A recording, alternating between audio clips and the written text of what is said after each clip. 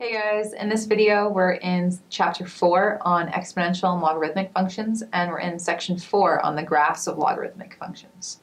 And we're going through problem 25, which says state the domain, range, and x and y intercepts of h of x equals 3 times the natural log of x minus 9.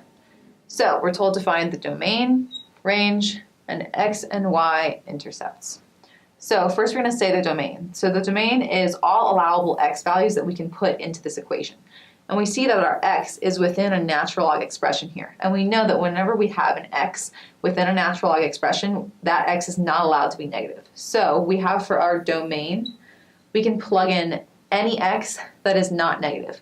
So we're going to have for x is greater than 0 is going to be our domain.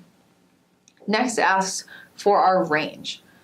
Our range, when we plug in any x greater than 0, we can get any number from negative infinity to positive infinity. So we have all real numbers, or you can write it as x can be between infinity and negative infinity.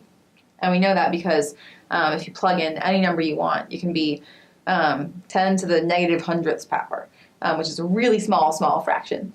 It's going to be really largely negative. And if you plug in a really big number, it'll be a really large number. So we know that we're going to have our range be from negative infinity to positive infinity. Sorry, that's not going to be x. That's going to be f of x. Can be in between those numbers. Cool, so we found our domain and our range. Next we need to find our x and y intercepts. Well, we know we have a y-intercept whenever h of x equals 0. So we'll set the function equal to 0 and solve. Oh, that's a really bad natural log. We've got the natural log of x minus 9, and now we're just going to solve for x. So we add 9 to both sides, we'll get 9 equals 3 times the natural log of x, and then we're going to divide both sides by 3, and we'll get 3 equals the natural log of x. And then we want to undo this natural log function, and the way that we do that is we put both sides of the equal sign, we raise e to the power of both sides. So this e and this natural log will undo each other, and we'll be left with x equals e cubed. And that'll be our x-intercept. So we have x-intercept is x equals e cubed. Next we need to find our y-intercept.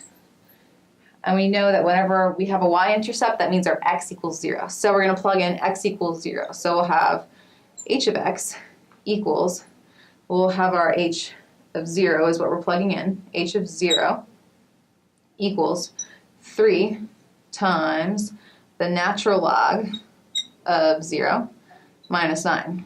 But wait, we're not allowed to put in a 0 for the natural log, because our domain is all x is greater than 0, because this actually goes to negative infinity. So what we have for this one, our y-intercept, does not exist. So we found our domain, our range, our x-intercept, and our y-intercept. And that's our answers. I hope you found this video really helpful. The concepts we covered in this video are true no matter what pre-calculus class you take, and the examples I cover are from this textbook right here. And remember, if you're a Baylor student currently enrolled, there is free tutoring on the first floor of Sidrich. You can create a one-on-one appointment online or drop in anytime during our business hours. Please visit our website, www.baylor.edu/tutoring, for more details. Sic 'em Bears.